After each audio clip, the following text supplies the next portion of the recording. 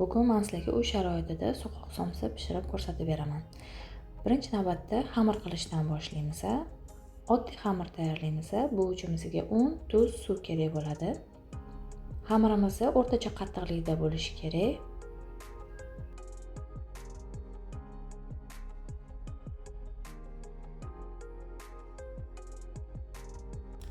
Xamirimizni dumaloqlab tindirishga olib qo'yamiz.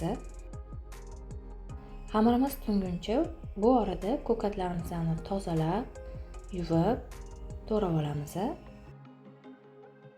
Birinchi ismalog'imizni to'g'rab olamiz.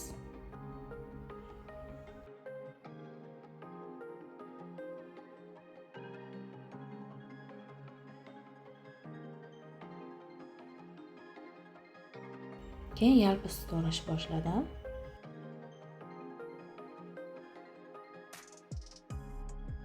Yalpizimiz kam, ismalog'imiz ko'proq.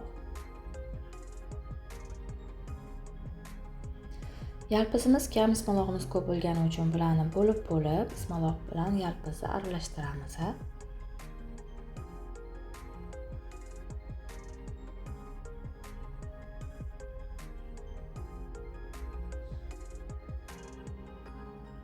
Bir tekis aralashishi kerak.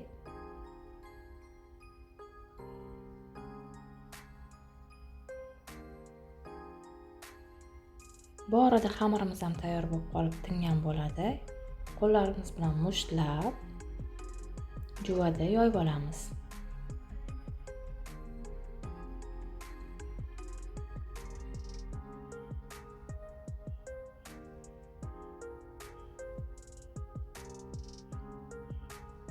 Ozgina yoyilgan xamirimizni pichoq bilan kesib olamiz.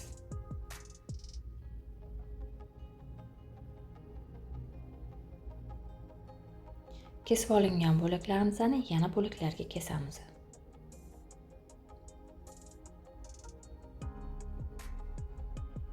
Endi bu bo'laklarimizni dumaloqlab chiqamiz.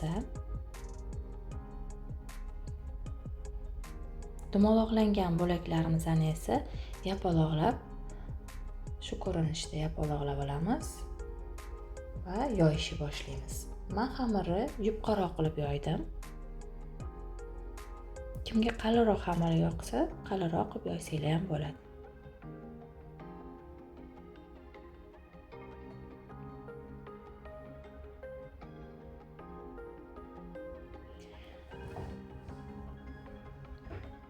Ko'katlarimizga tuz va murch aralashtiramiz.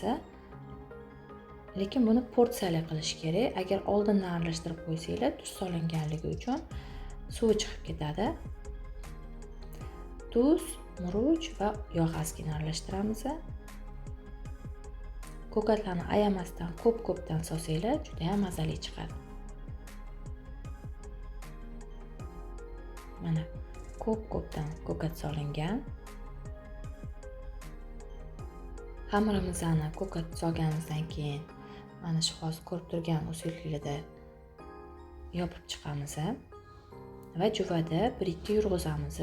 Ko'katlar ham tarqaladi va ichidagi havosi ham chiqadi.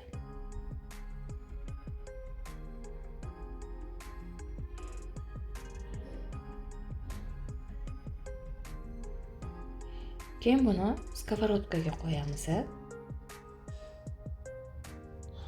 Skоворodkada ko'rib turganingizdek, men 1 gram ham yog' solmadim.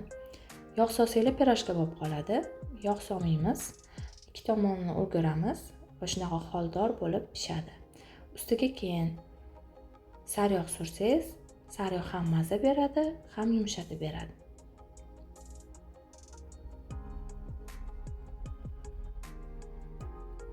Ichiga ko'katlarni ko'p solganimiz uchun juda ham mazali chiqqan va xamirlari juda yupqa, juda ham mazali, yoqimli ishtaha.